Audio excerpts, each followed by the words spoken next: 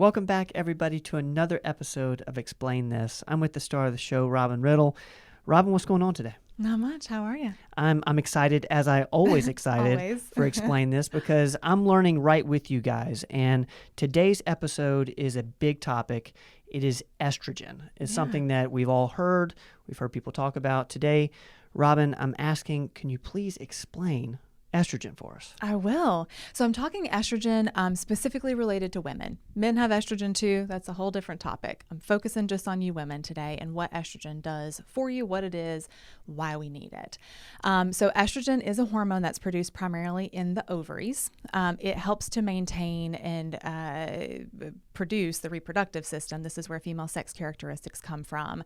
But it also helps to contribute to cognitive health. So it protects the brain, bone health, and the function of the cardiovascular system, as well as in childbearing years, it helps to thicken the endometrium and plays a part in pregnancy. So there's 3 different types of estrogens in the body. There's E1 estrone, E2 estradiol, and E3 estriol.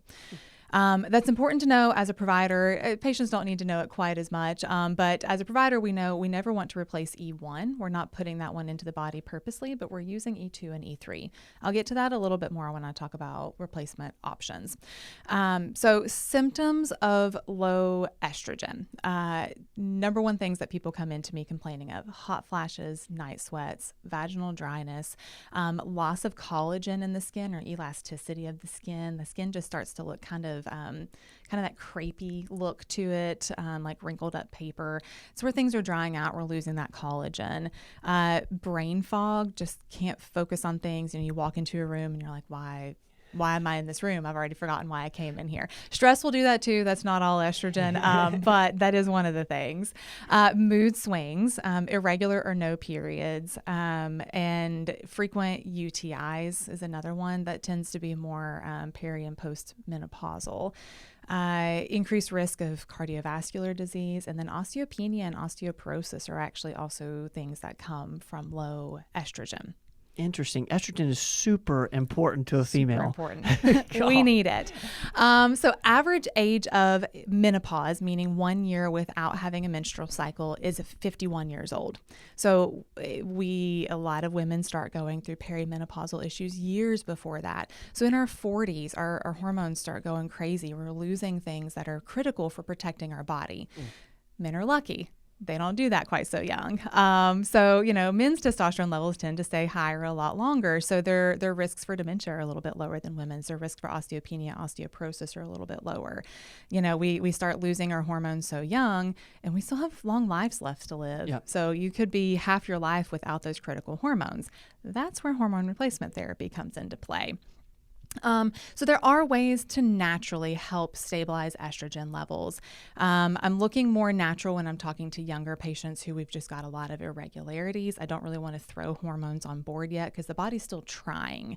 So when I'm trying to naturally do things, I'm talking about stress reduction, good diet. We want to eliminate sources of false estrogens, like eating out of plastics and things like that. So we really get into the lifestyle changes. Supplement wise, things like black cohosh, chasteberry, evening primrose oil, all of those have shown some benefit in helping to stabilize estrogen levels and help with hormone levels. Okay. Then we get into replacement options.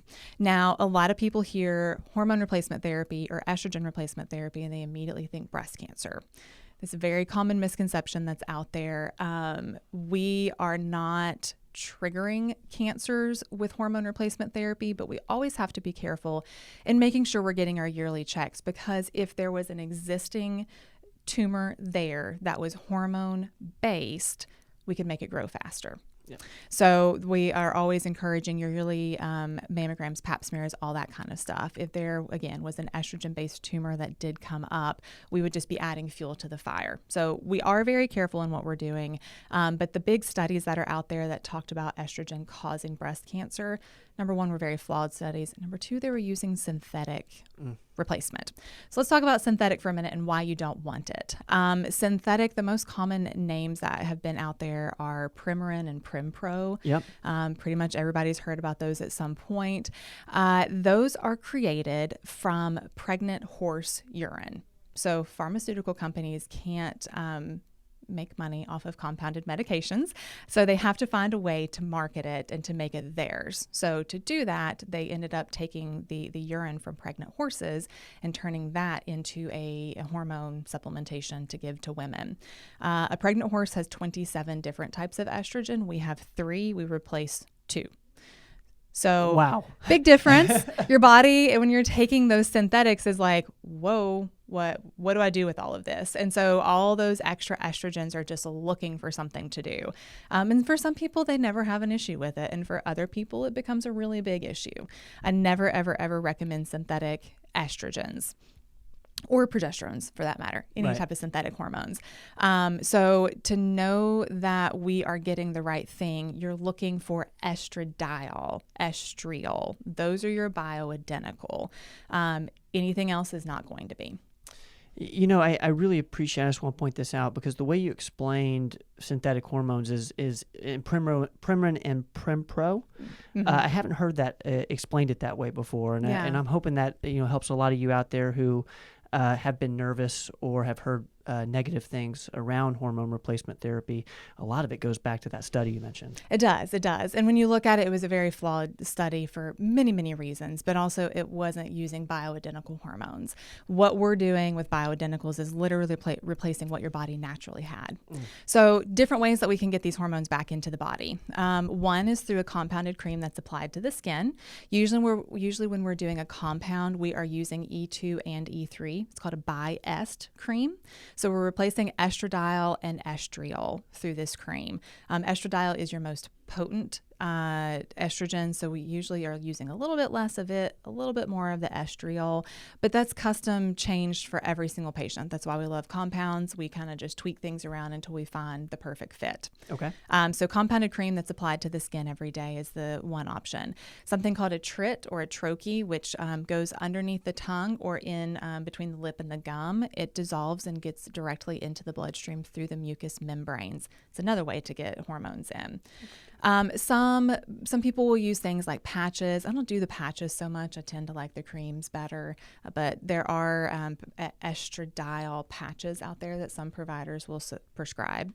But then we also do pellets. I love pellets because we get a good dose. We just pop that pellet in, which we have a video on how I do that.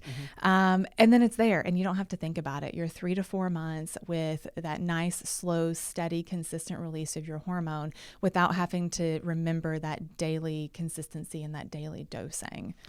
Now, with you mentioned bi-est, is that included in the pellet as well?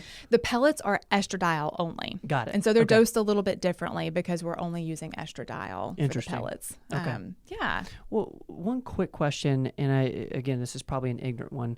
Are you checking all 3 of those estrogen levels when you get a hormone panel, or are you just checking one of them? Sometimes we do. A lot of times we look at just estradiol. That's your most potent one. And so that's the one that we learn how to adjust to that level. And when we've got that level good, everything else kind of levels out with it. So that's like your anchor. Mm-hmm. Super interesting. Yeah. Well, Robin, you explained estrogen for us today. And guys, I hope you guys understand estrogen a little bit better than you did before you started this video. I know I have. Robin, I really appreciate this. Absolutely. Guys, y'all name it. You guys name it. We explain it. As always, we'll see you next time. Don't go away.